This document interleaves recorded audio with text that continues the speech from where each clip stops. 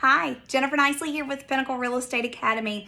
I have been teaching on the South Carolina brokerage relationship disclosure for a while now because it has been in your core course for the last 2 years. And the core course was called 3 Ps of Professionalism. Now, I always role play with my classes on the brokerage relationship disclosure because it's very important that you explain this disclosure correctly. Now, the problem with this disclosure is a lot of realtors are people. They're not paper people.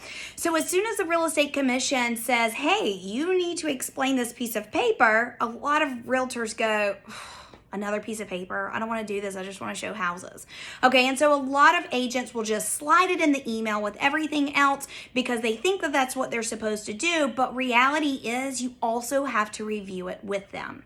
So I am going to role play this brokerage disclosure with you so that you can see some of the points that I want you to point out to your consumer. Remember, you have to explain this to customers and clients. So before we get started, I want you to keep in mind that I am role playing with a buyer customer. So just act as if you are my buyer customer. You haven't signed up with me and we're just getting started.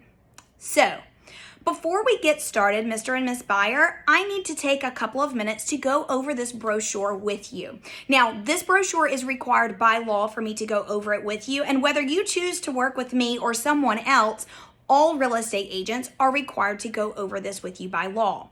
See, this disclosure basically covers what your rights and options are when working with a realtor. So the way you can look at it is kind of like your Miranda rights with the police. They have to go over your rights, so do we as realtors. So just give me a couple of minutes. At the top of this form, it says that you are a customer. And as of right now, you are a customer. That means that I do not represent you and I do not have to have your best interest in mind. Now, by law, I have to be honest with you and I have to give you material adverse facts, but I would do that anyway.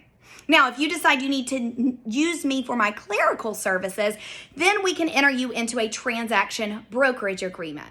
At that point, you would still be a customer.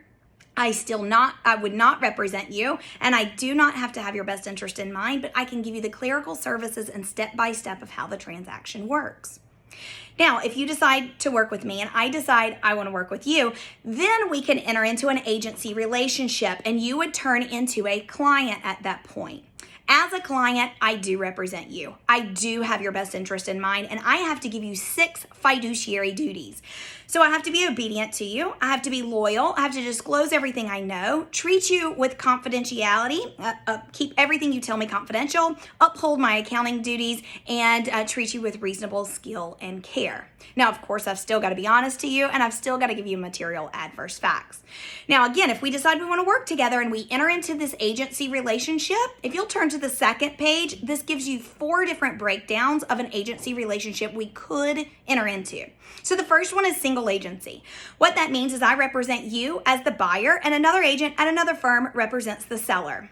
The second one is dual agency. Dual agency is not that big of a deal, but basically what it means is you purchase one of my listings and I would represent you and the seller in the same transaction. But should we come across that bridge, we will talk about it in more detail and you have the right to agree or disagree. But again, we will cross that bridge when we get there.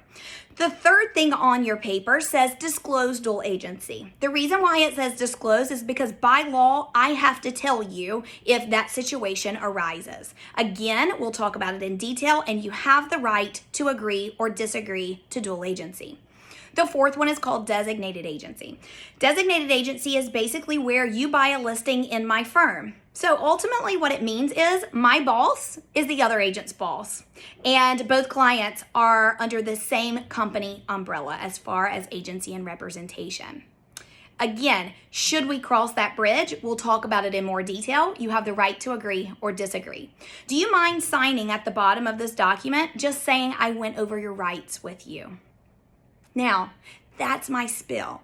There's several things that I wanted you to take away from that role play. And if you've sat in any of my classes, we've gone through those items that I wanted you to take away from it. But I've had numerous students say, hey, can you do a video on this? And so here's your video of the role play. If you have any questions, reach out to us. We're always here at Pinnacle to help you.